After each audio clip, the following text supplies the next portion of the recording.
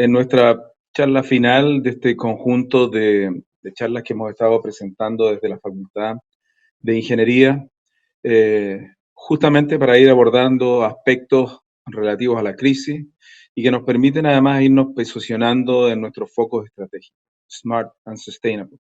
En esta oportunidad me toca comentarles respecto de los efectos de la crisis en la transformación digital.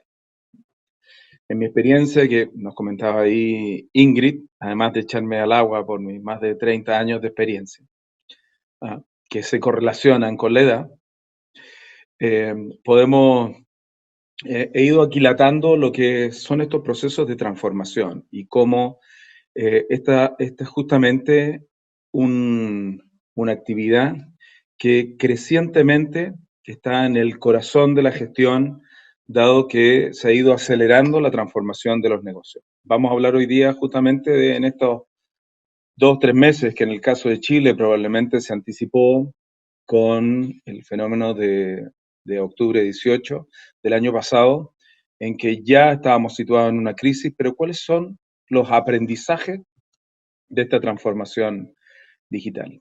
Eh, Tengo sí que hacer una observación que hay algún sesgo en la información que vamos a estar compartiendo, en estos aprendizajes, y el sesgo es que fundamentalmente recogen la opinión de directivos y gerentes de organizaciones medianas, grandes, de corporaciones, fundamentalmente recoge la visión del mundo eh, privado más que del mundo público. Sin embargo, también hemos ido incorporando progresivamente la mirada desde el mundo, la del mundo público. Sin embargo, vuelvo a repetir, está fundamentalmente aquí la mirada desde el mundo privado en esta oportunidad respecto del aprendizaje que vamos a compartir.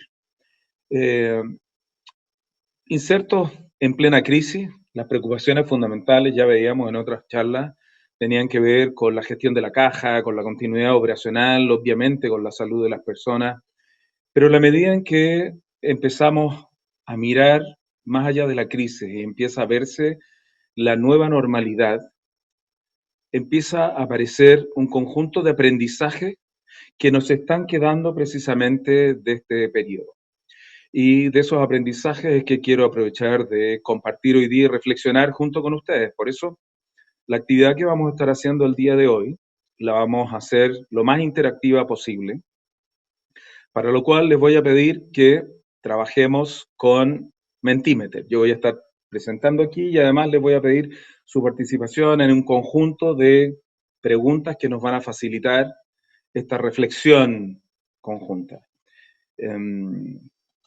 Esta reflexión que nos permite entonces pasar de esta condición de crisis en la que estamos a poder visualizar progresivamente luz al final del túnel.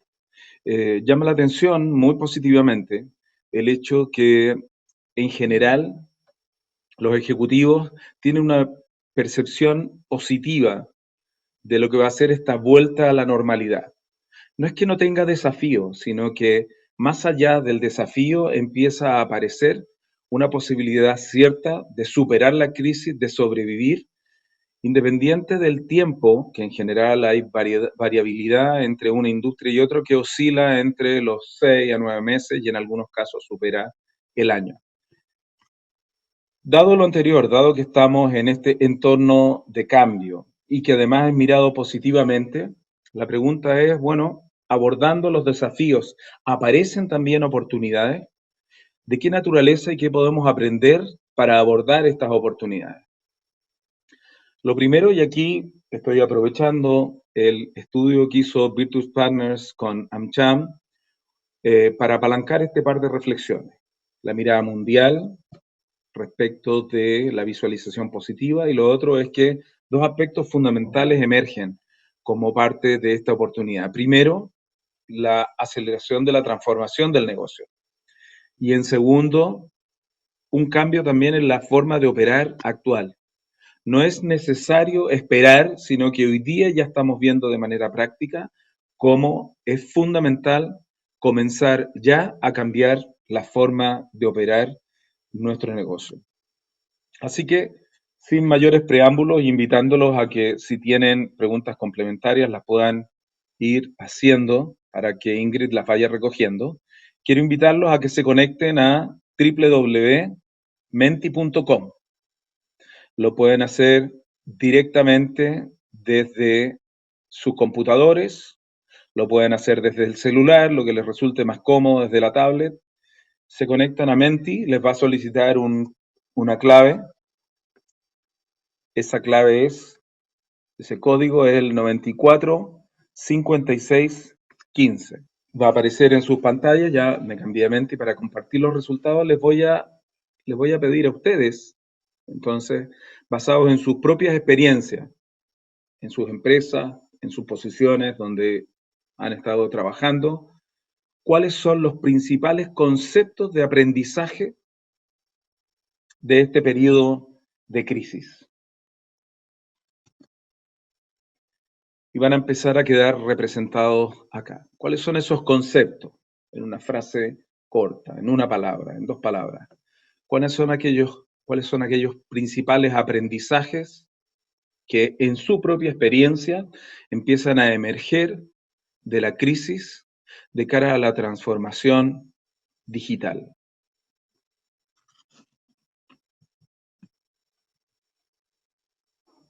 Muy bien. Arturo, Sí. me preguntan por acá si puedes repetir la clave. La clave está puesta ahí, 945615. Sí, está disponible. Entren a Menti y digitan 945615, que es la clave que vamos a estar usando para todos los ejercicios. Vamos a ir, les pido que no se anticipen, hay varios ejercicios. Vamos a hacer volvemos a la presentación y ahí vamos interactuando. ¿Ah? No hay necesidad de inventar nuevos conceptos. Si alguno de los que empieza a aparecer les parece consistente, ¿verdad? Estamos aquí capturando esos modelos mentales, esos conceptos que están en el grupo, ¿ya? Nos estamos acercando a 70 participantes y estamos recogiendo entonces de ustedes cuáles son esos principales conceptos. Al medio empiezan a aparecer aquellos conceptos que son más frecuentes, ¿ya? Que más de ustedes los identifican como conceptos de aprendizaje. Aparece la resiliencia, la flexibilidad, el teletrabajo, aparecen los canales digitales, aparece la adaptación y más hacia los extremos, ¿verdad? Empiezan a aparecer los conceptos que son menos frecuentemente votados. Tengo hasta este minuto, hay 31 personas que han participado, y como nos estamos acostumbrando al primer ejercicio, ¿no? Vamos a dar aquí un plazo máximo de 1 minuto para aquellos que están votando, que están integrándose a menti.com, ingresan el código y van colocando cuáles son los 3 conceptos que a ustedes les parecen más significativos como aprendizaje para la transformación digital. Muy bien. Flexibilidad sigue liderando, resiliencia probablemente muy cercano a los conceptos de adaptabilidad, empieza a aparecer hacia arriba, si se fijan ustedes, comunicación efectiva. Interesante. Si se fijan, llama la atención fundamentalmente que son aquellas habilidades o capacidades blandas. Más allá del mundo duro de la tecnología, pese a que normalmente muchas organizaciones han ido abordando la transformación digital desde una perspectiva más tecnológica. Muy bien. Damos un par de... Nos quedan 30 segundos para aquellos que quieren hacer sus votaciones.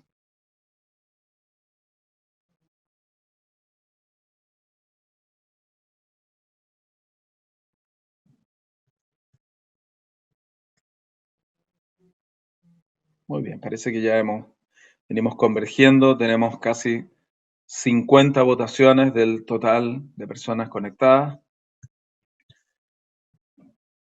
Excelente, les agradezco. Los que quieran seguir, en 20 segundos más vamos a estar cerrando. Como pueden ver, en el centro aparece flexibilidad, resiliencia, teletrabajo, adaptabilidad, ¿no? O trabajo remoto. Aparece la confianza, el compromiso, y así progresivamente empiezan a aparecer los conceptos clave de este proceso de aprendizaje.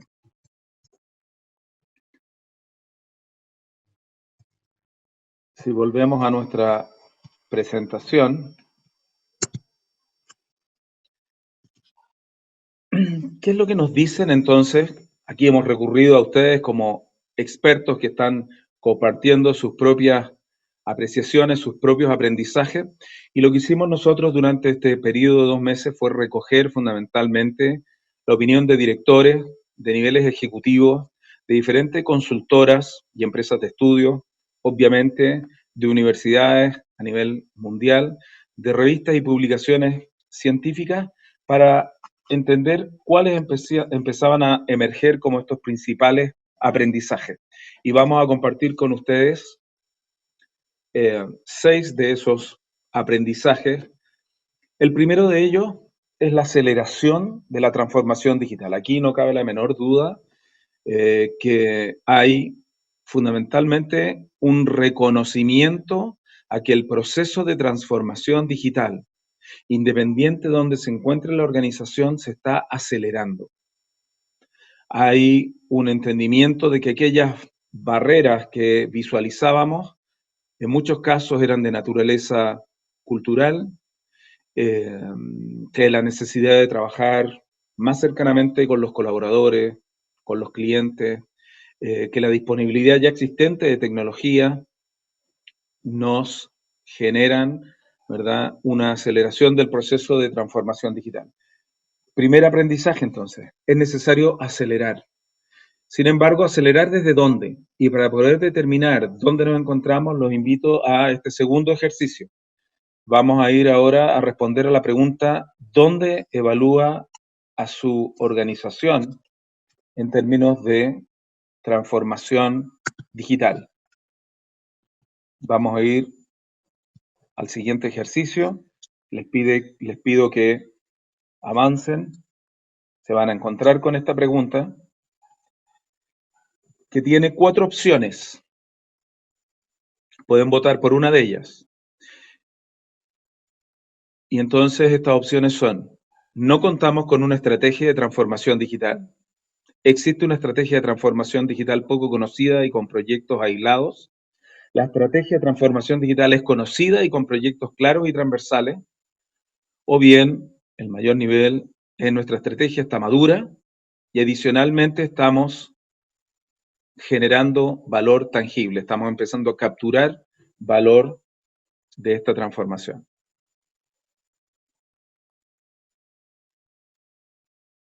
Ahí pueden ir viendo ustedes cómo se están comportando las respuestas.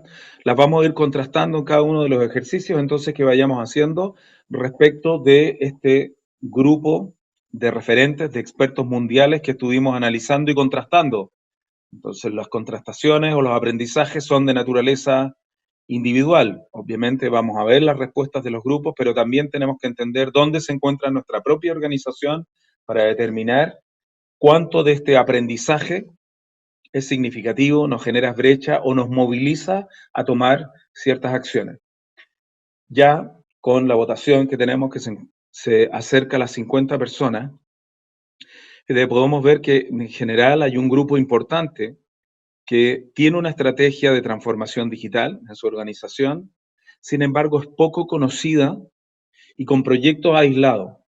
Se encuentran en esta fase de adaptación, en modelos de madurez de transformación digital. Se habla de una fase de maduración donde hay conciencia, donde se entiende la necesidad de contar con ella y se empieza a experimentar, pero aisladamente. No se captura valor transversal y no necesariamente hay un claro foco en el cliente. Hay un segundo grupo que sí, ya tienen una transformación digital, ya es conocida y compartida, y empiezan a ejecutarse proyectos que son más transversales a la organización.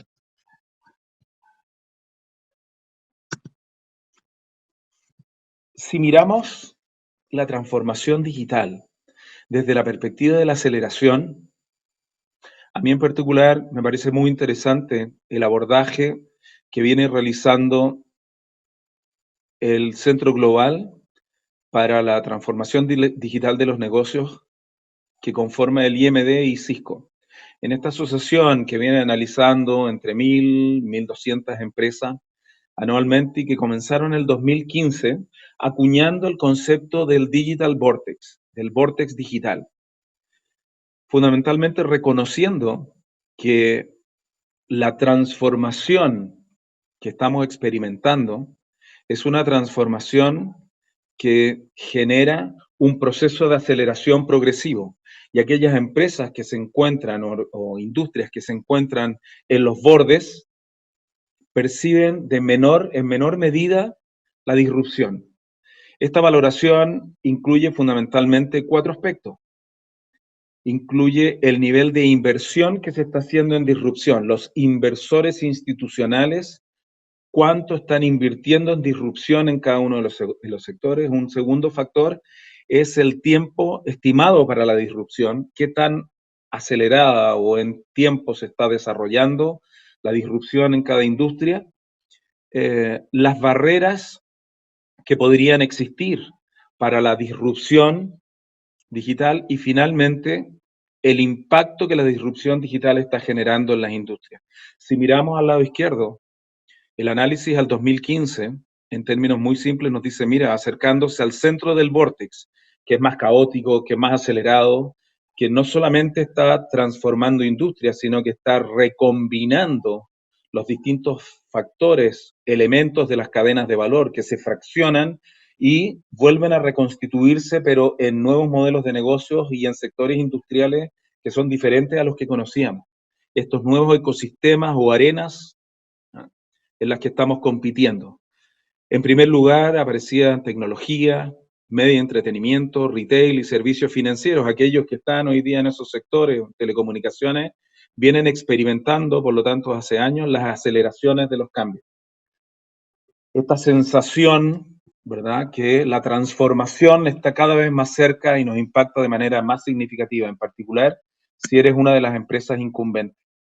Por otro lado, si miramos el cambio en 4 años, nos vamos a el 2019, el mismo análisis, muestra que hay efectivamente un proceso de aceleración. Si bien hay algunos cambios en aquellas empresas que se empiezan a acercar al centro, al vórtex, al máximo nivel de tensión por la transformación, por ejemplo, telecomunicaciones avanzó del sector del posición 5 a la posición 3, y aquellos del sector probablemente lo perciban muy claramente. Media y entretenimiento, los sectores de retail. Sin embargo, mi punto aquí es respecto de aquellas empresas que se sienten cómodamente resguardadas en las fronteras externas del vórtex. Y el proceso se está acelerando también para ellas. Independiente de que sean sectores de utility o que sean sectores muy masivos, como estamos viendo, ¿verdad?, inmobiliarios o de servicios profesionales, o incluso sectores tan cercanos como el de educación, la transformación digital está llegando aceleradamente. En este periodo lo hemos podido ver, cómo hemos tenido no solamente que transformarnos para poder pasar de una lógica presencial a una lógica virtual, sino que adicionalmente cómo somos capaces de agregar valor a estudiantes de posgrado, en formación ejecutiva y cercana a las empresas, en el caso, ¿verdad?, de la universidad. La aceleración de la transformación digital nos obliga entonces a una mirada muy ácida respecto de plazos que son crecientemente cortos. Si yo antes podía establecer transformación digital pensando en hitos o en etapas de 2 o 3 años, eso va a cambiar radicalmente y los tiempos se van a acortar. Un segundo factor significativo que empieza a aparecer es el que tiene que ver con el reforzamiento del conocimiento de los clientes y la importancia del desarrollo de productos y servicios digitales. Y por lo tanto los invito en este tercer ejercicio a responder qué porcentaje de su portafolio de productos será digital en los próximos 12 meses.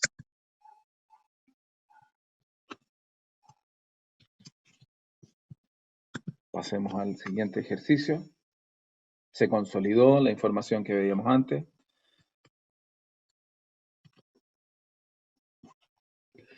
Entonces tenemos 4 rangos, entre 0 y 10%, entre 11 y 25%, entre 25 o 26 y 50% y sobre el 50%. Repito la pregunta, como el segundo aprendizaje tiene que ver con foco en clientes y la aceleración en la construcción de una oferta creciente de productos y servicios digitales, la pregunta aquí es respecto de justamente cómo ven ustedes la evolución de sus productos y servicios digitales en el portafolio total de productos y servicios en los próximos 12 meses.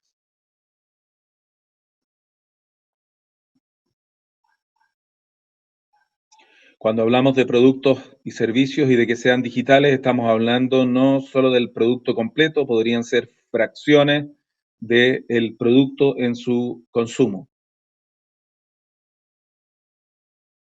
Aspectos de canales, aspectos de atención o autoatención, aspectos de la cadena de suministro, como por ejemplo el agendamiento o la logística de última milla. Estamos reconociendo el pasar de una lógica de productos físicos crecientemente a productos digitales y en algunos casos, ¿verdad?, esta combinación digital que se habla.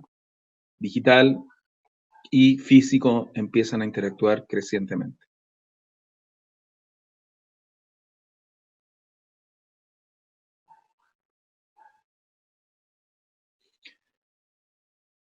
Interesante, progresivamente lo que vemos es que hay, ¿verdad?, en los próximos 12 meses, si lo comparamos probablemente con la oferta que estamos acostumbrados en un entorno como el chileno, los presentes por lo menos visualizan que hay una proporción, ¿verdad?, importante de crecimiento entre, ¿verdad?, el 0 al 10% y el 26 al 50%. Interesante, en esta primera fracción se empieza a concentrar sobre el 50%, todavía la votación es relativamente pequeña, con lo cual es razonable y consistente respecto de la etapa que nos encontramos en el proceso de transformación digital, es decir, recién constituyendo estrategias, dándolas a conocer y además en implementaciones o en proyectos que son más bien de naturaleza funcional o por silos, más allá de proyectos de naturaleza transversal, que es lo que se requiere, ¿verdad?, para el lanzamiento o liberación de nuevos productos y servicios. Volvamos a nuestra presentación. Yo me comprometo a compartir los resultados, ¿verdad?, de estas encuestas que además son anónimas. Perdón, volvemos a la presentación. ¿Qué es lo que está ocurriendo en este ámbito en particular? ¿Cuál es la práctica? ¿Qué es lo que podemos visualizar? Bueno, en este ámbito de conocimiento y cliente y desarrollo de nuevos productos y servicios, por ejemplo, si tomamos como referencia el último estudio que hace McKinsey respecto al impacto de crisis en transformación digital, hay una evolución acelerada de los incumbentes particularmente y en especial en aquellos incumbentes más exitosos en la transformación de su oferta de productos para incorporar crecientemente una oferta digital. Podemos ver el cambio desde un 28% a un 46% en los que tienen un mejor nivel de desempeño. En la mayoría de los casos, lo que podemos ver es que las empresas incumbentes que han tomado una acción acelerada de incrementar su portafolio de productos y servicios digitales están siendo valoradas, mejor percibidas y teniendo un mejor retorno económico. Lo anterior requiere un foco en volver a conceptualizar y entender cuál es esa demanda, esa necesidad de fondo que tienen nuestros clientes. y no quedarnos con las formas actuales o con los productos actuales que estos están consumiendo. No nos puede pasar como BlackBerry, que estaba tan entusiasmado de su teclado que finalmente dejó de ver que los clientes lo que necesitaban era una facilidad de interacción con, ¿verdad?, el móvil, y por lo tanto dejó pasar oportunidades de tener teléfonos touch. Por eso que un aprendizaje dentro de este aprendizaje del conocimiento del cliente es volver en nuestro modelo de Design Thinking o de Service Design Doing, en esta doble diamante, en que por una parte identificamos un problema y por otra parte encontramos la solución. Ya no se trata de iterar sobre la mejora en las soluciones que tenemos, se trata de redefinir o reencontrar el problema, de reencontrar cuáles son las necesidades profundas que siguen teniendo nuestros clientes. Y por lo tanto, en función de lo anterior, muchas empresas ustedes ven que están volviendo a interpretar cuáles son los arquetipos, los perfiles personas, revisitando sus Customer Journey Maps, sus viajes de cliente, buscando entonces distintos análisis, insights que les permitan empatizar, conocer, descubrir y por lo tanto ser capaces de redefinir dónde está el problema. Iniciar procesos ágiles, ¿verdad?, de innovación. Segundo aprendizaje, entonces, reforzar conocimiento de clientes y desarrollo de nuevos productos y servicios. Movernos, entonces, nuevamente a la identificación de cuál es el problema correcto, cuáles son las necesidades bases de nuestros clientes y proveer nuevos servicios digitales. Si avanzamos, el tercer foco es la transformación del modelo operativo actual. Tercer aprendizaje importante. No es necesario esperar una completa transformación digital. Lo que empieza a emerger claramente, porque ha sido una necesidad de la crisis, es la necesidad de ir al core del modelo operativo y empezar a hacer transformaciones. Por lo tanto, en la tercera pregunta quiero preguntarles a ustedes, de su propia experiencia, ¿cuáles son los 3 ámbitos principales de modelo operativo que deben cambiar en esta vuelta a el nuevo normal?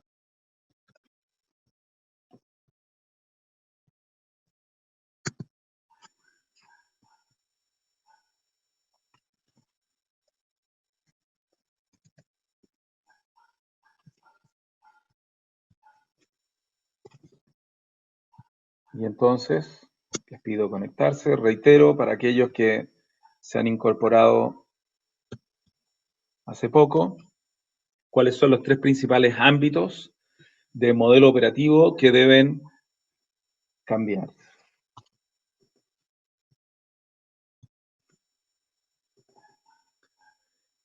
Cuando hablamos de modelo operativo, nos estamos refiriendo, y por ahí alguien podría tener dudas respecto justamente de cómo están funcionando, cómo están ejecutando sus cadenas de suministro, las relaciones, ¿verdad?, de trabajo, sus procesos, tecnologías de información, y empiezan a aparecer, ¿verdad?, aquí ya algunos conceptos. Gestión de la información, los procesos, muy bien, formas de trabajo,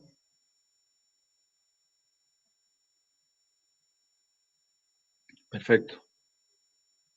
Aspectos de control que deberían cambiar. Los 3 principales ámbitos. Fíjate que en el centro empieza a configurarse la comunicación como un factor muy importante. Empiezan a configurarse entonces cuáles son los ámbitos de modelo operativo. Procesos, ¿verdad?, la cadena de valor, aspectos de comunicación, aspectos de formas de trabajo, el teletrabajo, información también. Veamos por otro lado cuáles son los aprendizajes en este frente de transformación al modelo operativo en el corto mediano plazo que se visualizan. Para ello, quiero compartir con ustedes el Canvas de modelo operativo desarrollado por el Ashridge Business School de Inglaterra, que nos permite entender los principales componentes. Los voy a explicar muy brevemente para que tengamos el mismo contexto. El modelo operativo está constituido por la cadena de valor, los proveedores, factores de localización, organización e información y los aspectos de governance y KPI. Normalmente, para aquellos que están familiarizados con el Canvas de modelo de negocio, suelen representar el modelo operativo, ¿sí?, al lado izquierdo, con tres elementos: los procesos claves, los recursos claves y las alianzas claves. Pero cualquiera que sea responsable de ejecutar la operación, que tenga funciones de operación en una organización, se da cuenta que esos tres elementos son insuficientes para tener una visión completa. Por eso, la universidad, el Ashridge Business School desarrolló este modelo que nos permite tener entonces una comprensión más amplia del modelo operativo, de cuáles son aquellos aspectos que tenemos que gestionar para permitir la ejecución de la estrategia. Y por lo tanto, desde el punto de vista de la ejecución, estos son los factores o los elementos fundamentales que la explican. La cadena de valor es la manera que respondemos como procesos de negocio a las propuestas de valor que estamos haciendo a nuestros clientes. Los proveedores fundamentalmente son los que integran los principales productos y servicios, suministros que vamos a utilizar. Los factores de localización, nos referimos a aquellos aspectos geográficos, desde la atención hasta los centros de distribución. Estructura organizacional, información incluye tanto la información clave como los sistemas de información que apoyan, y finalmente el sistema de gestión que incluye, en inglés, ¿verdad?, hablamos de management systems, que incluye aspectos de governance, cuáles son las decisiones claves y qué comités las toma, y por otro lado, cuáles son las métricas fundamentales de gestión. Los tres elementos fundamentales que empiezan a aparecer más nítidamente del análisis de aprendizajes de la crisis respecto de la transformación del modelo operativo son los tres factores que indicamos aquí. Primero, transparencia y flexibilidad en la cadena de suministro.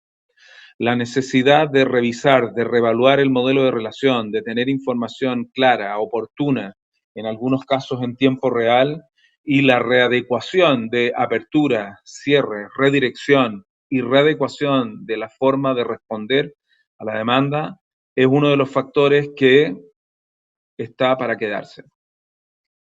Ya está teniendo impactos significativos en muchas de las industrias de consumo masivo que ustedes conocen, y otras que están más alejadas del vórtice están aprendiendo también de los cambios que se necesitan hacer. Un segundo elemento de nuestro modelo operativo, solo una reflexión respecto de eso. Si se fijan, la transparencia y flexibilidad en la cadena de suministro no solamente está teniendo impacto en los procesos, en la cadena de valor y su readecuación y flexibilidad, sino que adicionalmente en la categorización y modelo de relación, en el modelo de sourcing que tengo que tener con algunos proveedores, en algunos casos ampliándolo, y también en factores de localización. Mis centros de distribución, una extensión a lo mejor de estos centros, en algunos casos empieza a aparecer la necesidad de acercarnos a los centros de demanda para poder reaccionar más oportunamente, como hemos visto, o aquellos aspectos de logística que han sido absolutamente fundamentales en estos momentos de crisis. El segundo factor, el que tiene que ver con el valor de la información, la gestión de su ciclo de vida y la seguridad de la información. Hemos podido ver todos los días prácticamente cómo el tener información adecuada, oportuna, no solamente nos permite reconocer en qué situación estamos, sino que nos permite predecir, analizar escenarios y por lo tanto tomar mejores decisiones sobre la base de los distintos trade-offs que los nuevos escenarios nos van generando. Por lo tanto, la valoración de la información, el data science, la analítica de datos, el reconocerlos como un activo estratégico y gestionar integralmente su ciclo de vida, aparece como otro factor fundamental. Ya hay algunas empresas que han avanzado en el gobierno de datos, y en entender cuáles son las principales fuentes de valor. Y por otro lado, aspectos relativos a la seguridad y privacidad de la información. Fundamentales también en un momento en que reconocemos que es necesario contar con distintas fuentes de información, transparencia, trazabilidad y recibimos distintos tipos de información estructurada y no estructurada. La seguridad se convierte en este ámbito también en un factor fundamental. Finalmente, pero no menos importante, el tercer factor que empieza a emerger como un aprendizaje es el relativo a teletrabajo y automatización. Del teletrabajo, probablemente todos nosotros hemos experimentado en carne propia lo que significa este cambio. Con algunos ejemplos probablemente basta para explicar la magnitud. En conversaciones en empresas públicas, organizaciones públicas, por ejemplo INDAP, previo a la crisis, sus expectativas era que el teletrabajo pudiera representar del orden del 10% de las interacciones. Durante la crisis estaban asombrados de haber sido capaces de sustentar operaciones en teletrabajo que superan el 75%. Y cuando digo esto, probablemente represento a muchos de ustedes en sus distintas organizaciones, que nos dimos cuenta cómo las barreras culturales, a veces víctimas de nuestros propios procedimientos y normativas, no éramos capaces de avanzar más aceleradamente, no solo al teletrabajo per se, sino que condiciones de flexibilidad laboral y formas de trabajo distintas, que las teníamos ahí, que las conceptualizábamos, que muchas veces las evaluamos, pero que sin embargo no éramos capaces de avanzar de una manera mucho más acelerada. Y el otro frente es la automatización, el poder reaccionar oportunamente, el poder además resolver trade-off en términos de costos y eficiencia, nos obliga a revisar significativamente las oportunidades que tenemos de simplificación y de automatización en nuestros propios procesos. Tres ámbitos fundamentales que están impactando en el modelo operativo, en particular este último, aspectos de organización, estructura, niveles de incentivos que también se han visto afectados durante el periodo de la crisis y, por supuesto, aspectos de governance y métrica. Como mostramos aquí, los grandes ámbitos de modelo operativo que estos tres grandes aprendizajes nos están dejando. Como un cuarto foco, la necesidad de revisitar nuestro portafolio de modelos de negocio. Y los quiero invitar a la siguiente pregunta que participemos. Sus organizaciones, de acuerdo a su conocimiento, se encuentran activamente revisitando, evaluando su portafolio de modelos de negocio. Y aquí lo que les voy a pedir es que respondan en una escala desde totalmente en desacuerdo hasta totalmente de acuerdo.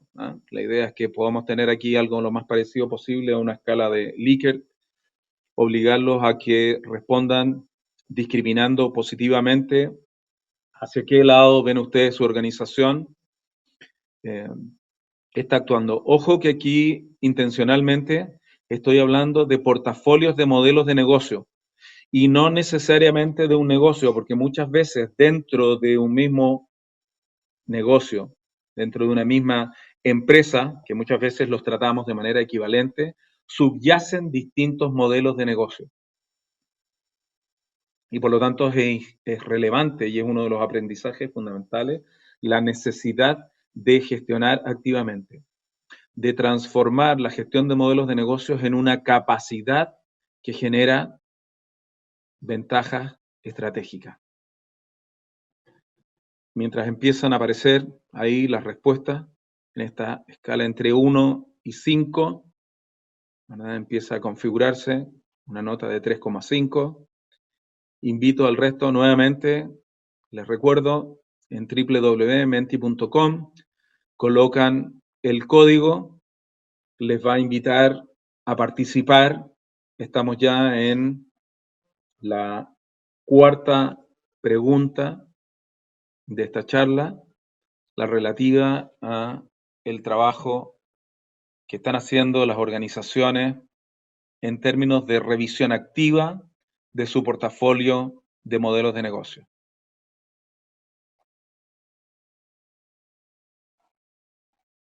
donde 0 representa totalmente en desacuerdo, quiere decir que no están trabajando, ¿verdad?, activamente, analizando, y por otro lado, el 5 representa que están totalmente de acuerdo y se están entonces tomando acciones decididas respecto de esta revaluación. Estamos en 37, vamos a esperar a llegar a 40, 45 participantes, a ver si se nos va consolidando el nivel de respuesta, que está en 3,4, o sea, en una escala del 0 al 5, y estamos en 3,4, sobre lo que sería, ¿verdad?, aquí el punto medio, o sea, positivamente y probablemente no tan intensamente, pero sí iniciando un proceso de revisión activa, o esto en algunas empresas será más activa y en otras empresas será menos activa. ¿Por qué será importante la revisión activa? ¿Por qué sencillamente no considerar la crisis como una situación puntual y que la vuelta a la nueva normalidad nos debería encontrar en el análisis más bien incremental de nuestros negocios? Bueno, lo que resulta evidente del ejercicio que hemos estado haciendo es que la aceleración de la transformación digital nos obliga a repensar el conjunto de frentes en los que estamos. Si sumamos la mirada del vórtice, lo que empieza a ocurrir es que las industrias tradicionales que conocíamos y los competidores tradicionales que conocíamos en esas industrias empiezan a cambiar.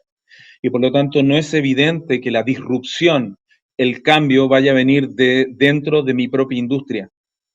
Podría venir de un outsider, de alguien que está fuera, de alguien que viene usando copulativamente ventajas en costos, ventajas en experiencia de cliente y plataformando, creando ecosistemas, y que progresivamente se nos va a acercar y va a generar disrupción.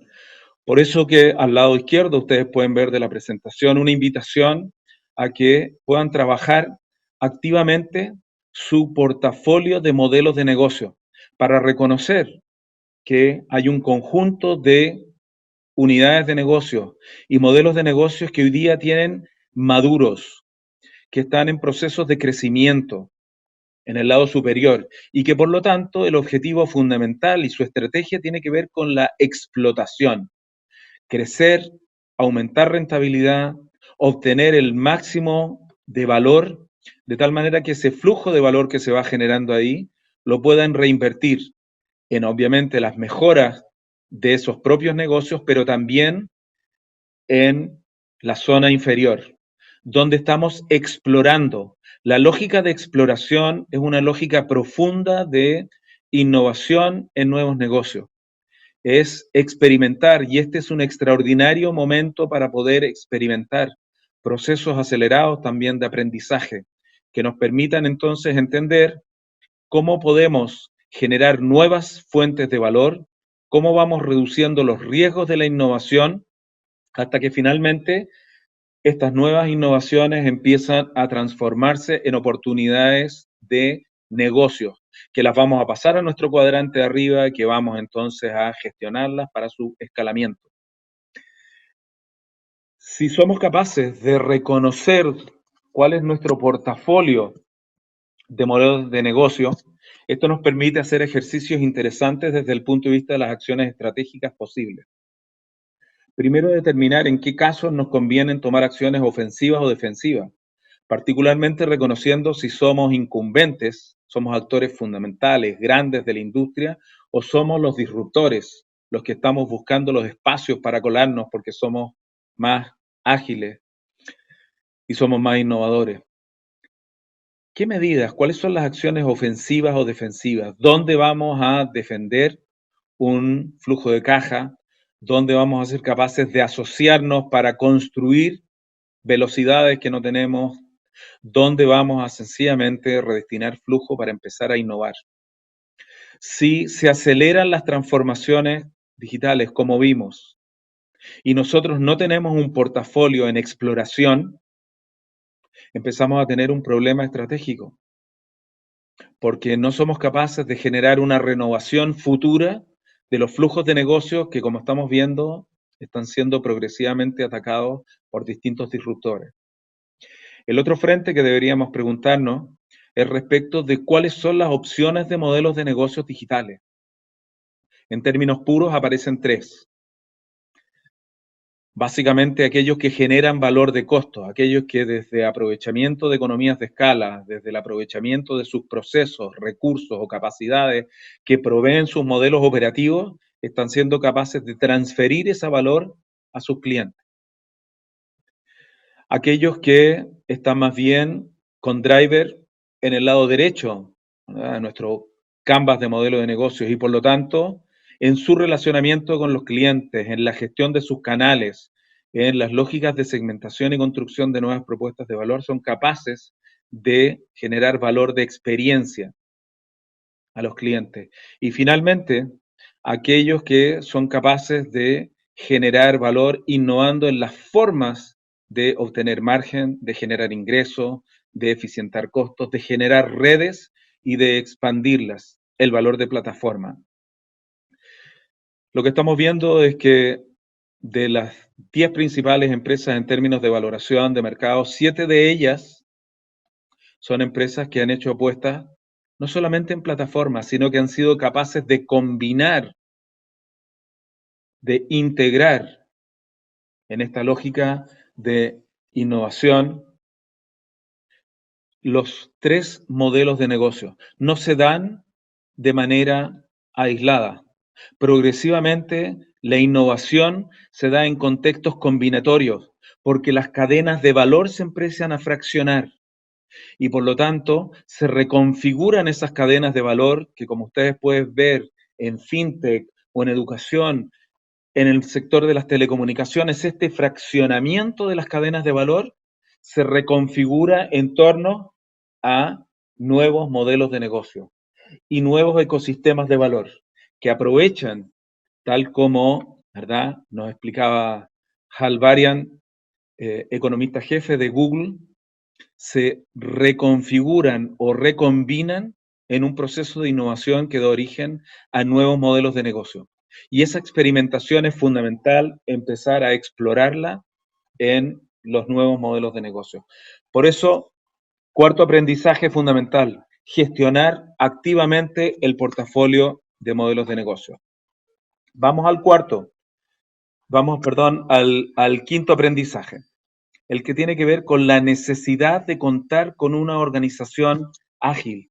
No solamente la agilidad desde el punto de vista de modelos de gestión de proyecto ágil, no es que se nos venga aquí a la mente Scrum, sino que dado que tenemos que ser capaces de administrar un portafolio de modelos de negocios, es la organización en su conjunto la que requiere una transformación ágil. Y por eso los invito a responder a esta quinta pregunta.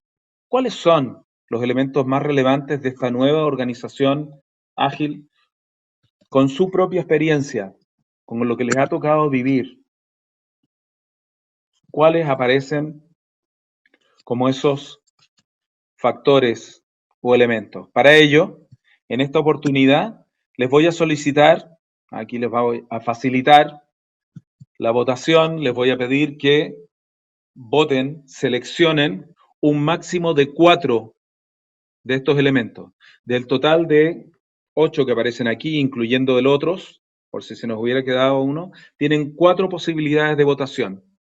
Liderazgo de equipo, aprendizaje y testing, ejecución y escalamiento, incluyendo aspectos de infraestructura, los aspectos de datos y seguridad, governance, en términos de ciclos, ritmos, cadencia, velocidades de toma de decisiones, ecosistemas, colaboración, tecnologías en general, y si alguno de los que ustedes han aprendido no está acá, votan por otros. Vamos viendo qué es lo que empieza a aparecer. Elementos más relevantes de esta organización ágil. Bien, fluyen ahí los votos progresivamente, como ustedes pueden ver. Para aquellos que no estén familiarizados, esta herramienta se llama Mentimeter y tiene un modelo de negocios freemium y por lo tanto hay ciertas funcionalidades que están disponibles gratuitamente y para usar funcionalidades más avanzadas como estas surge la contracara del freemium, que es el premium y por lo tanto las funcionalidades por las que tienen que pagar. Pero les permite hacer, ¿verdad?, ejercicios interactivos de aprendizaje colectivo, que es lo que estamos dejando registrado acá, como este. Fíjense que ya llevamos 34 personas que han votado, ¿ah? Poco más de la mitad de los participantes que están en este momento conectados, y podemos ver que los aspectos de liderazgo, los aspectos de aprendizaje y testing, los aspectos de ecosistema y las tecnologías van liderando, son de los aspectos más importantes. Los temas de governance, los que dicen relación con los ritmos de toma de decisiones, la velocidad a la que tenemos que interactuar. Los temas de ejecución y escalamiento, sin embargo, no aparecen tan claramente. Vamos a dar un par de votaciones más que se puedan sumar, pero parece que se nos empiezan a configurar ya claramente cuáles son las opciones más votadas. ¿Sí? Vamos a volver a nuestra presentación. ¿Qué es lo que nos dicen nuestros expertos? ¿Qué es lo que empieza a aparecer de directores, ejecutivos, de consultoras de estudios? Los siguientes aspectos que quise caracterizar. Liderazgo de equipos y trabajo digital. Tomando en consideración las fuentes de información que hemos estado analizando, estudiando, entrevistas, etcétera, el 100% reconoce la importancia en esta organización ágil de la cercanía, el empoderamiento de equipo, foco en colaboradores, así como hablamos de los Customer Journey Maps, del viaje del cliente. Ojo, hay que tener claros y dibujar y gestionar activamente los viajes del colaborador. Ellos también forman parte de la transformación digital de sus organizaciones y cumplen un rol fundamental. No solamente su bienestar y salud de lo que hemos estado preocupados. La cercanía significa también hands-on, significa involucrarse activamente y participar, obviamente, en los procesos de comunicación. Cercanía y transparencia. Más del 75% comparten que la experiencia con trabajo remoto ha sido positiva. Trabajo remoto, teletrabajo, los aspectos de flexibilidad y de nuevas formas de trabajo, lo que entre otras cosas pone en jaque normativas, procedimientos, tanto a nivel de políticas públicas como al interior de las propias empresas. Empresas que todavía controlan asistencia con firma, con huella o de manera sencillamente física. Y sin embargo, hoy día hemos tenido que cambiar radicalmente a una forma de trabajo remota. Segundo factor, aprendizaje y testing, que es el reconocimiento de este ciclo de experimentación, de este ciclo de investigación científica en la práctica, donde planteo ciertas hipótesis, donde soy capaz de construir estos experimentos y rápidamente obtener aprendizaje, construir KPIs que me permitan entender si estoy en la dirección correcta, si tengo que hacer ajustes, el fracasar y equivocarnos rápidamente y barato, pero no porque sea rápido y barato, sino porque nos permite tempranamente generar un aprendizaje que volvemos a integrar al ciclo de experimentación y nos permite ir convergiendo a una menor incertidumbre y a un mayor valor hacia nuestros clientes.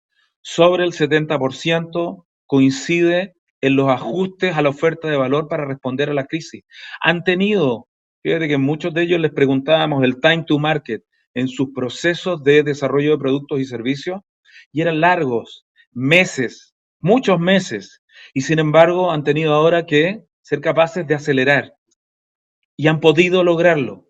Sobre el 75%, la necesidad de potenciar y acelerar el uso de canales digitales y darse cuenta que los procesos tienen que ser asépticos de los canales y por lo tanto tenemos que ser capaces de responder como responde la piel a la sensibilidad de una persona. Todos los canales al servicio del cliente y por lo tanto ser capaces de responder activamente. Tercer factor en la organización ágil, ejecución y escalamiento, que si bien apareció con una votación muy pequeña, el riesgo de que nos quedemos solo en experimentación es que no que seamos capaces de escalar. Y la captura de valor y el crecimiento disruptivo nos obliga a rápidamente tomar porciones significativas del mercado, de llegar a muchos clientes, de cruzar la geografía, de poder responder.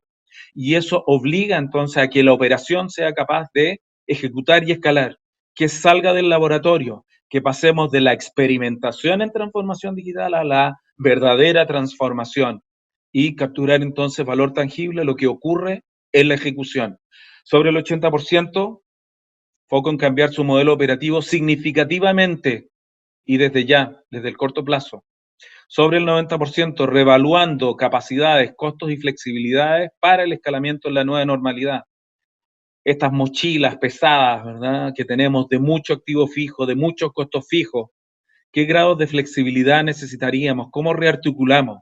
¿Cuántos han soslayado experimentos de tener espacios de trabajo colaborativos?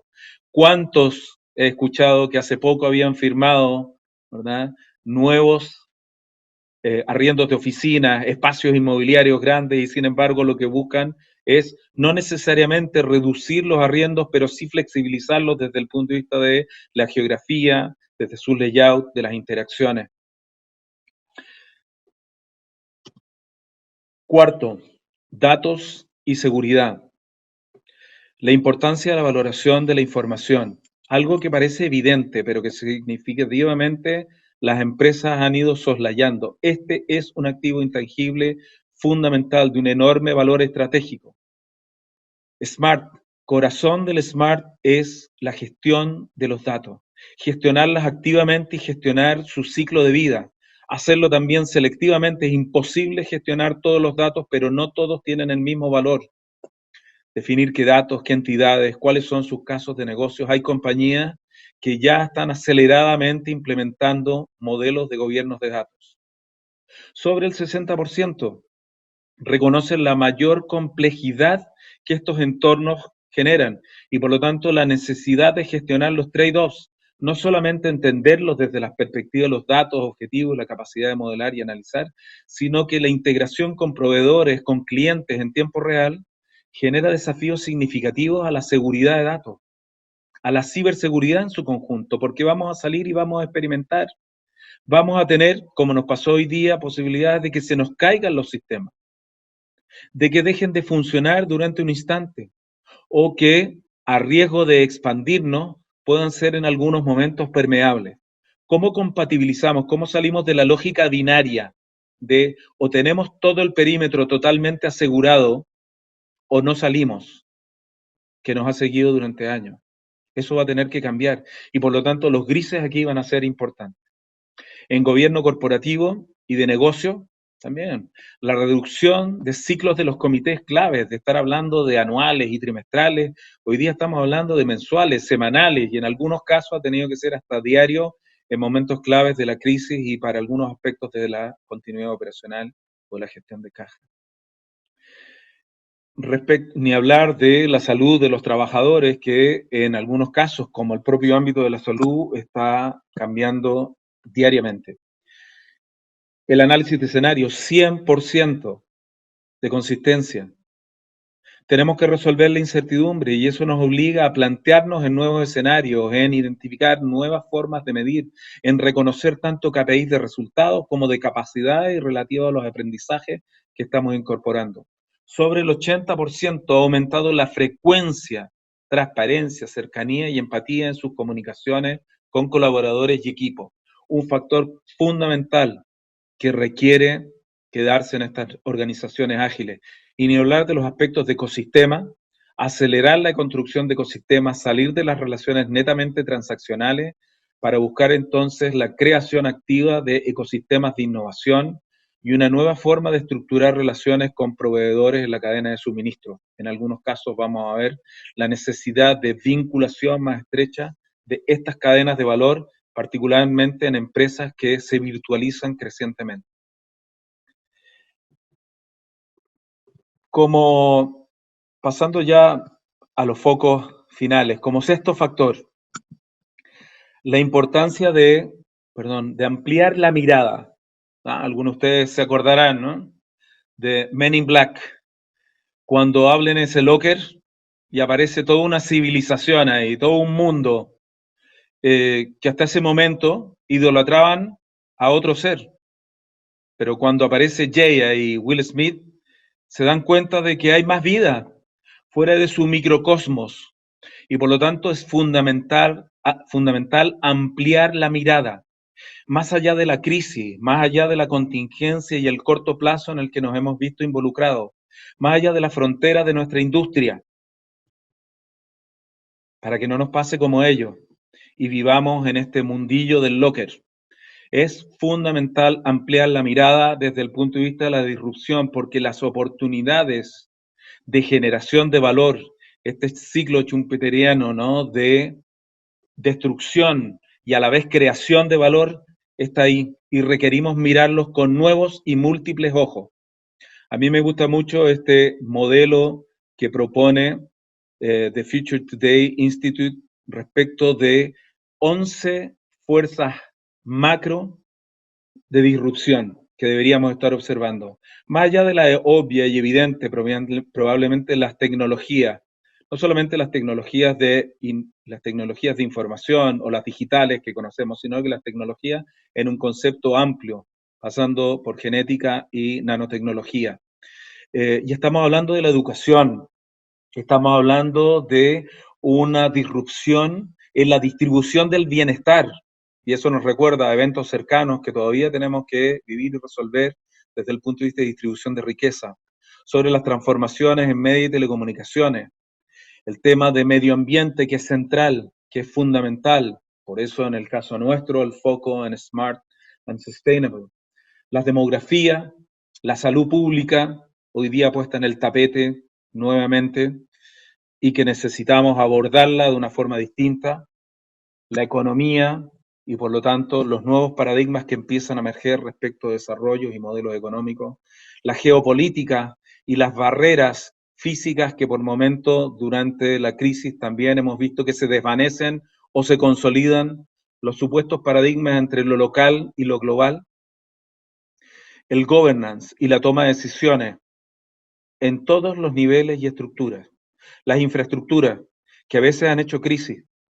Cuando se extiende una organización y ya salimos del perímetro tradicional del edificio corporativo o de las oficinas, también ahí vamos a tener trabajadores en terrenos, en sus casas. Tenemos que extender la capacidad de que las infraestructuras lleguen a ellos. Imagínense si lo pensamos en términos de políticas públicas, cuántas personas están alejadas porque la infraestructura no llega hasta ellos, de salud, de comunicaciones, y por lo tanto tienen un hándicap negativo, tienen una mesa que no está nivelada. Y son fuentes enormes, por lo tanto, de oportunidades de disrupción. Quisiera aprovechar aquí, antes de pedirles que respondan sobre nuevos temas, nuevas oportunidades, me gustaría abrir espacios para preguntas que hayan estado formulando o que vayan a formular y que pudiéramos interactuar. Yo sé que estas charlas a veces son muy cortas, lo que buscan precisamente es activarlos, tener espacios de reflexión conjunta. Voy a intentar responder todas las que alcancemos. Si así no fuera, les pido que en el mismo Menti, la última actividad que les estoy dejando es que ingresen ahí qué temas les gustaría abordar en próximas charlas o temáticas de transformación digital. Y mientras tanto, mientras ustedes hacen eso y van a ir apareciendo, yo puedo responder las preguntas que tengan.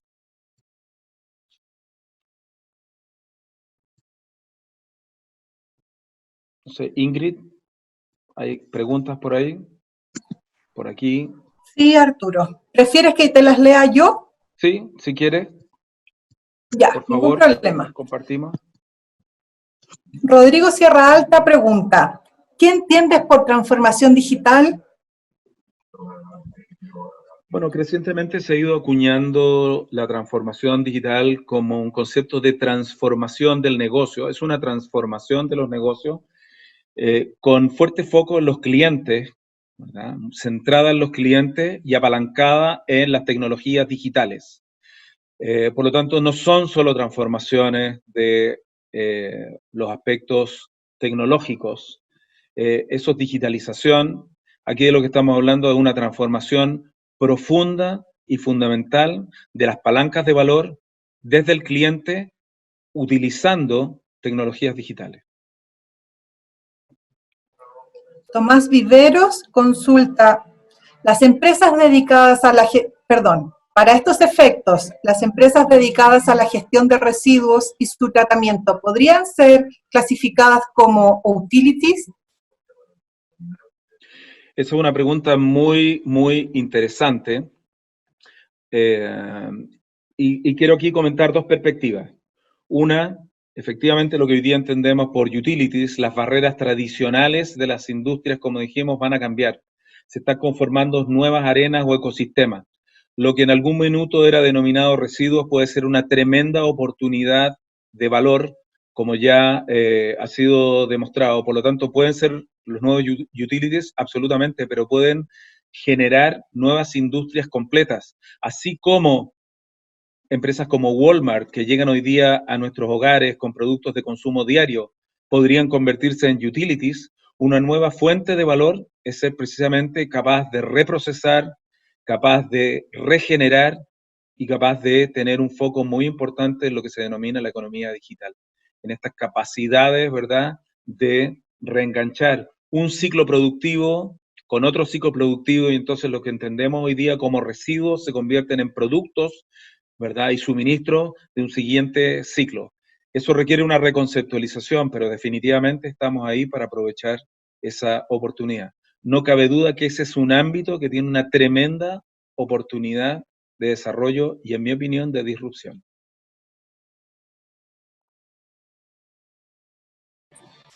Gabriel García consulta, sobre cuáles son los sectores en el mercado en Chile y el mundo que a tu juicio tienen más potencial en el corto y mediano plazo para experimentar la transformación digital. Bueno, yo diría que todos los sectores son sujetos de transformación digital, como vimos. Pueden haber velocidades distintas, tiempos distintos, sin embargo, la aceleración de este proceso va a hacer que inexorablemente vayan cayendo en el vórtex.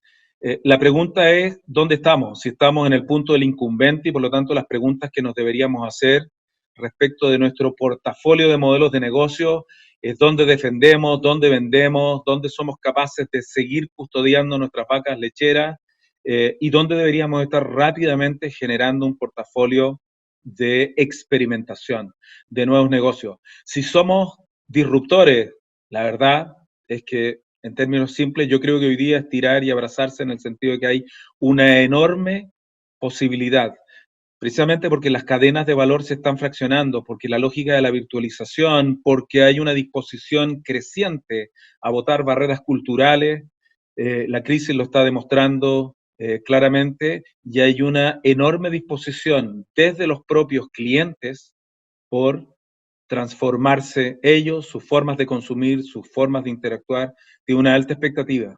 Así que yo diría que aquí en todos los sectores vamos a encontrar oportunidades, porque además, como vimos, se están reconfigurando esas cadenas de valor en torno a nuevos modelos de negocio.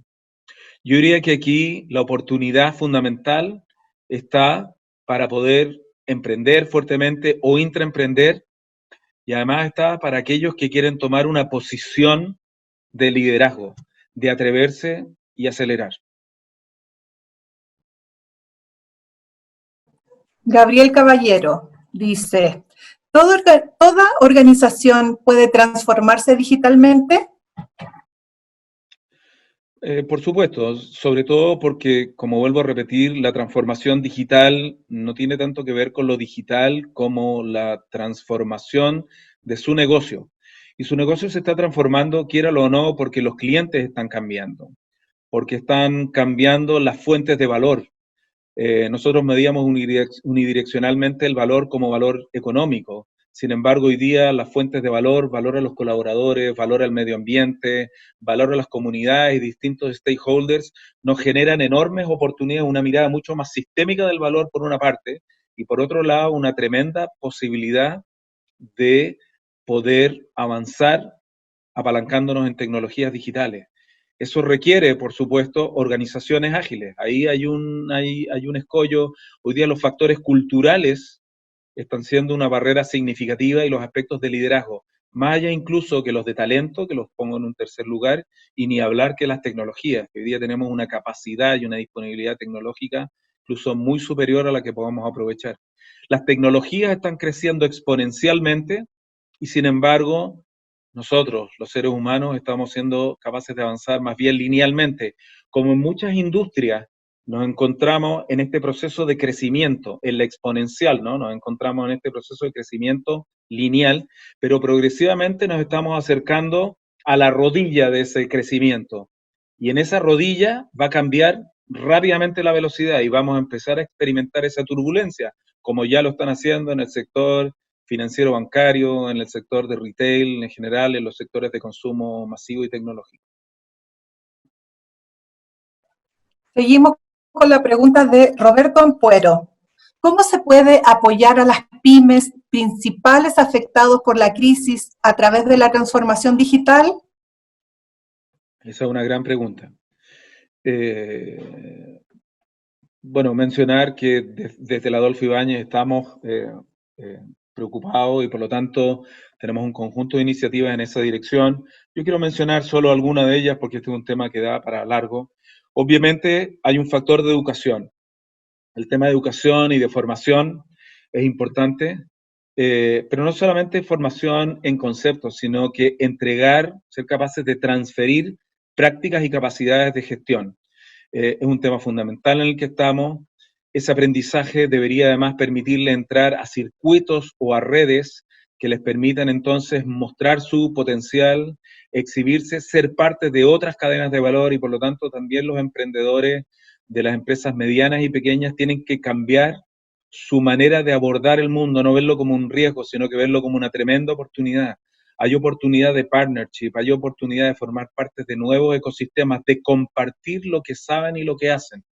Y van a tener entonces que explorarlo. Desde la universidad, definitivamente tenemos un compromiso con apoyar, con ayudar a las empresas en su conjunto y en particular, ¿verdad?, a las medianas y pequeñas y a los startups. Nuestra investigación aplicada y nuestro foco en emprendimiento, que son dos pilares de los 4 que tenemos, es donde tenemos compromisos fundamentales con hacer apoyo a las pymes. Álvaro nos consulta.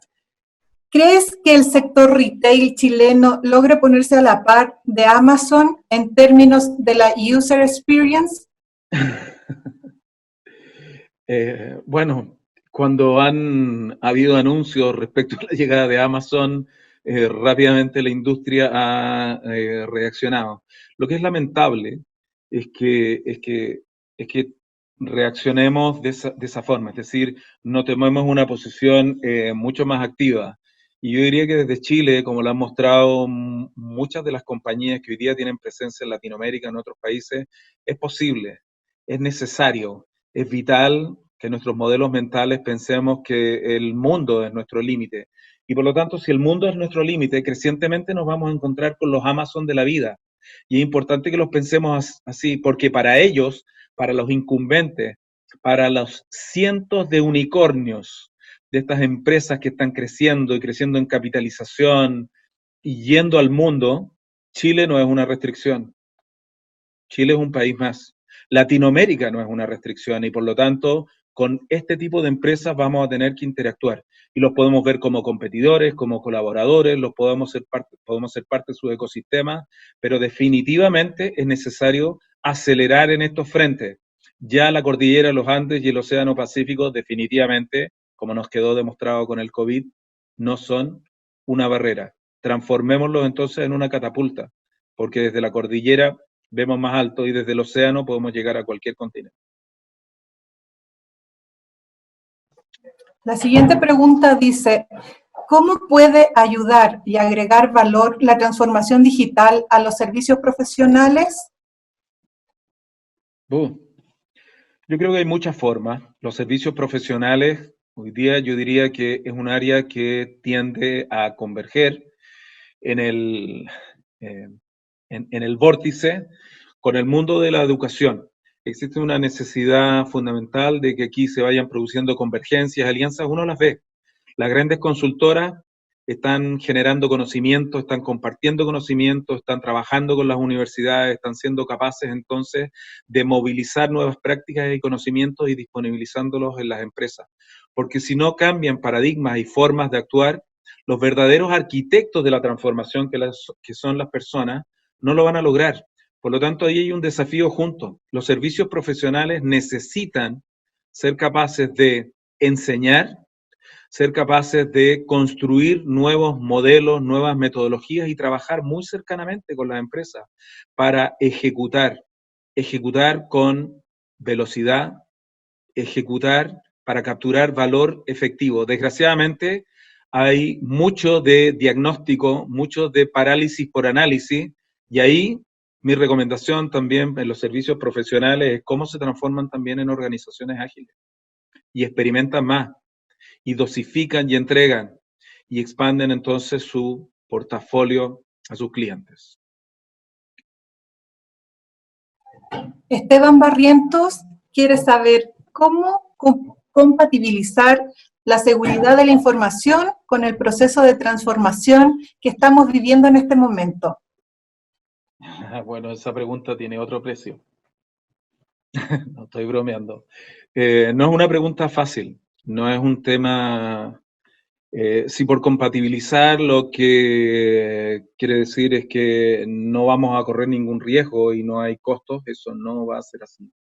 Lo que tenemos que entender es cuáles son los trade-offs y en cada organización su vocación por riesgo va a ser distinta. Por lo tanto, si uno analiza básicamente como dos extremos, los incumbentes y los startups o los disruptores, en general vemos que su nivel de aversión al riesgo es muy bajo. Pero también las consecuencias son bajas, o sea, tienen muchas posibilidades de ganar. Por eso toman posiciones de riesgo, por eso la innovación, la agilidad son sus palancas fundamentales. La pregunta es cómo lo hace un incumbente. Y entonces hay esta discusión si lo que debería ser un incumbente, una gran empresa, es transformar sus legacies, cambiar todas sus políticas. A lo mejor ese es el enfoque incorrecto. A lo mejor lo que hay que hacer es que en el negocio incumbente determinar cuáles son los aspectos que hay que transformar, dónde hay que asociarse, dónde hay que lograr agilidad y probablemente más que estar transformando los legacies, lo que hay que empezar a experimentar es generar otro portafolio de modelos de negocio donde sí la toma de riesgo, donde sí la velocidad, donde sí la posibilidad de experimentación no choque a veces con restricciones legales, con normativas y sobre todo con las culturas. Por eso la necesidad del portafolio, por eso la necesidad de tener tonos de grises, por eso la necesidad de identificar dónde me asocio, dónde cuido el perímetro, dónde la seguridad sigue siendo un factor importante. Si soy un banco y por lo tanto tengo normativas que cumplir, tengo una base de clientes, tengo una marca que son activos importantes y tengo además un flujo financiero que se apalanca en la credibilidad que tengo con los bancos y las instituciones que me prestan dinero, evidentemente no tiene sentido correr el mismo riesgo de un incumbente, pero es que tampoco se les está solicitando eso a los bancos y yo les pido que vean muchos de los ejemplos desde los locales con BCI, Banco Chile, o las experiencias de BBVA que en el extremo, ¿verdad?, se definen o se redefinen en la transformación como empresas de base tecnológica con licencia bancaria. Es un cambio, sin duda. Ahora, los cambios se piensan disruptivos y requieren algunos pasos evolutivos. Requiere velocidades distintas en estas cajas que veíamos. Arriba en el exploit, ¿verdad?, en el explotar y el crecimiento y en el explorar y en la innovación en nuevos modelos de negocio. Rodrigo Sierra Alta pregunta, ¿cuál es la relación entre la transformación digital y la disrupción digital? ¿Es de alguna forma la primera una respuesta a la segunda o la primera el camino para llegar a ser un disruptor? Bueno, no cabe duda que están absolutamente relacionadas. A mí me gusta la mirada entre otros, ¿verdad?, de Christensen a la disrupción. Eh, la disrupción no es solamente disrupción tecnológica, la disrupción tecnológica es claramente insuficiente. La disrupción real es la disrupción en términos de innovación. Lo que pasa es que se ha ido acuñando el concepto de disrupción tecnológica o innovación disruptiva casi como símiles, pero aquí lo importante es entender dónde están las oportunidades de los clientes. Los disruptores, en la mirada de Christensen, ¿no?, son capaces de identificar nichos o espacios de mercado que los incumbentes han ido dejando de lado porque son poco rentables, poco atractivos, porque los sacan de sus zonas de confort. Y sin embargo, apalancados en las tecnologías digitales, empresas como Airbnb, por nombrar algunas de las que conocemos, han sido capaces de generar enormes disrupciones.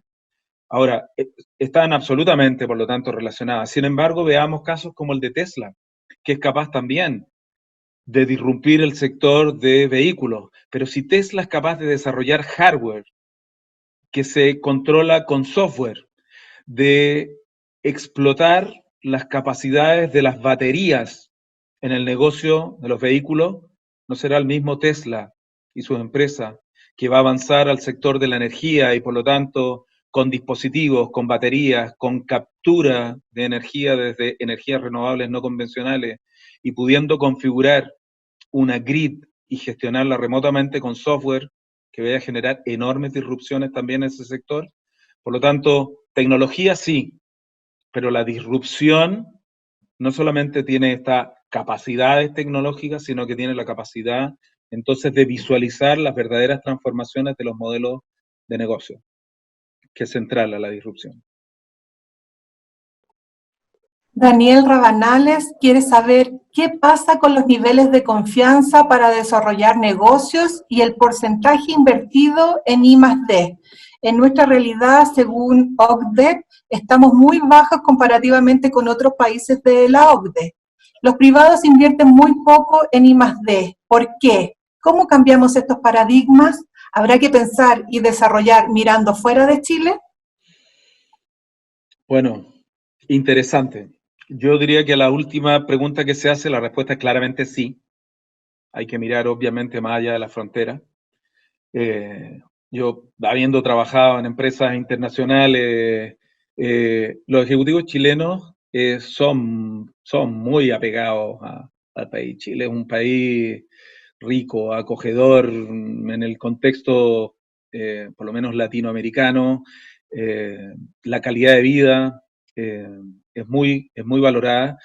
Sin embargo, desde el punto de vista del emprendimiento es necesario, obviamente, mirar mucho más allá de la frontera, eso es vital. Sin embargo, tenemos factores culturales, hay rasgos que son muy complejos, que se han ido moviendo, pero no suficientemente las barreras. Yo diría que aquí hay una responsabilidad de la clase empresarial, sin duda. Hay una responsabilidad de la clase de líderes, tanto del mundo político como del mundo privado. Eh, los números, lo que ustedes mencionan, es decir, el bajo nivel de inversión en I+D es un reflejo de lo absoluta y totalmente conservadores que somos. Hay que hacer un cambio ahí. La crisis está para todos. Si este es como el chiste del vendedor que mandan, ¿verdad?, a una isla desierta, una fábrica de zapatos, y entonces lo mandan a una isla donde todo el mundo, perdón, estaba descalzo, y entonces el primer vendedor vuelve y dice, ya sabes que no hay ninguna posibilidad, esta gente no conoce los zapatos, no sabe ni cómo usarlos, ninguna posibilidad de venderlos. Y va el segundo vendedor y le dice, es increíble la tremenda oportunidad, nadie usa zapatos, podemos vender todos los zapatos que queramos. Bueno, y esa actitud, esa disposición a la innovación y al emprendimiento claramente trasciende las capacidades tecnológicas, pero liderazgo y cultura son factores que vamos a tener que trabajar muy intensamente. Foco en emprendimiento, uno de los 4 pilares que tenemos en la Facultad de Ingeniería de la Adolfo Ibáñez. Pedro Sánchez dice, ¿es posible aplicar con realismo design thinking al sector público? Carlos Viñolo diseñó la sociogestión sin impacto real. Bueno, no quiero, de Carlos Viñolo, que lo tuve como profesor y a quien aprecio y quiero mucho, no voy a emitir ningún juicio sobre eso. Y además un caso no, una golondrina no hace verano, no es una casuística. Yo diría que definitivamente el sector público, todas las empresas públicas, no solamente tienen que hacerlo, es un deber moral. Un Estado eficiente es un Estado que disponibiliza más recursos, es un Estado que llega a quienes más los necesitan y que llega oportunamente a hacer justicia oportuna, llegar a más personas, llegar con salud. Definitivamente es una necesidad la transformación y esto no es sinónimo de más Estado, sino que de más eficiencia y es un espacio que tenemos que abordar crecientemente y una preocupación y debería verla de todos los sectores públicos y privados de trabajar más colaborativamente. En el otro extremo, si yo solamente discrimino por rentabilidad, obviamente nos vamos a encontrar con infraestructura, nos vamos a encontrar con más supermercados en las zonas que más consumen, nos vamos a encontrar con más banda ancha, pero Chile es un país mucho más grande que eso y con mucho más talento. El Estado tiene que jugar un rol activo, pero los privados también, y tienen que salir de esas zonas de confort y tienen que trabajar más mancomunadamente. Este es un desafío no solo del Estado, este es un desafío de Chile, y definitivamente tenemos que transformar nuestro modelo de desarrollo, y eso va a requerir mucho coraje y una transformación muy significativa. La buena noticia es que podemos hacerlo. Estas crisis nos demuestran que tenemos el talento y tenemos las capacidades.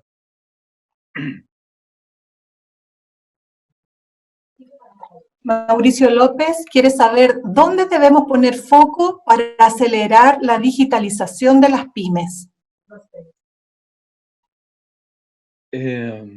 Bueno, yo lo mencioné, también en el caso de las pymes, yo creo que es importante hacer un análisis de distintos sectores. No quiero hacer un juicio promedio que a lo mejor no representa mucho. Hoy día tenemos pymes en sectores de acelerada transformación, sectores tecnológicos, en sectores de retail. Yo creo que definitivamente para ellos es fundamental subirse aceleradamente a la transformación, aprovechar las capacidades que hay ellos mismos, pegarse un salto en términos de sus capacidades emprendedoras y en el conocimiento respecto del valor que representan las tecnologías digitales. Hacerlo solo para mí no tiene mucho sentido, por lo tanto para ello es fundamental trabajar asociativamente, constituir ecosistemas, guarecerse bajo paraguas que los apoyen. El Estado posee desde la Corfo, pero también hay otras posibilidades de poder trabajar al interior de su gremio. Hay una necesidad, yo ahí apelo, ¿verdad?, a los líderes de las pymes que jueguen un rol muchísimo más activo en las transformaciones. Y yo creo que hay enormes oportunidades. Todos los días vemos casos de Arica a Punta Arenas, ¿verdad?, de la cordillera al mar, de cómo es posible hacerlo. Lo que sí ocurre es que en este camino de transformación no todos necesariamente van a llegar de igual forma o en las mismas condiciones. Y por lo tanto, sí lo que tenemos que hacer es generar las condiciones para que todos tengan la oportunidad, todos puedan participar. Me parece que el uso de las tecnologías, hoy día el acceso al crédito, o sea, hoy día la pyme va a pasar por momentos muy duros, muy difíciles.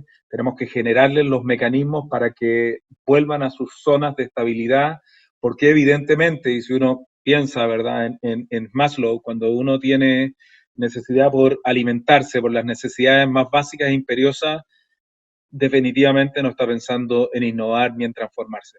Tenemos que volver a darles esas condiciones que les permitan ser la fuente de empleo y de emprendimiento que siempre han sido. Y ahí hay que trabajar nuevamente, muy mancomunadamente, todos los sectores para ellos, públicos y privados, y en todos los ámbitos, ¿verdad?, industriales y profesionales. Y la última pregunta de Álvaro, primero dice, excelente, muchas gracias, y luego te deja esta pregunta. ¿Esto es a nivel global? Sí, bueno, las reflexiones que hemos hecho hoy día aplican a nivel global y también a nivel local.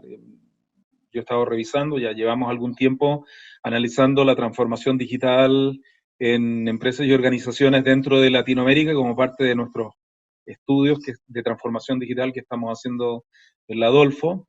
Pero además cuando uno abre la mirada hacia otras economías, ¿verdad?, o otros países de la OCDE, definitivamente lo que hemos visto hoy es representativo. Lo que ocurre es que se encuentran, la mayor parte de los países de la OCDE se encuentran más avanzados en sus procesos de transformación digital. Nosotros nos encontramos en el contexto latinoamericano un poco mejor, pero nos están pillando aceleradamente, y en el contexto mundial definitivamente estamos lejos de los líderes en transformación digital.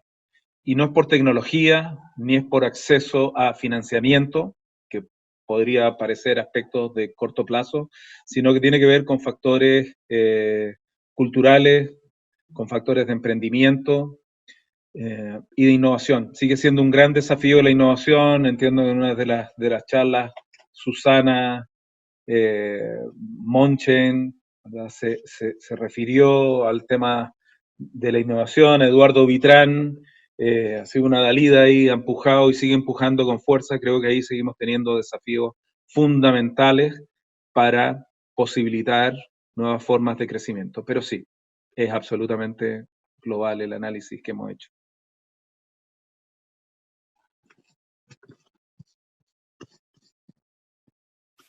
Terminamos la ronda de preguntas, Arturo.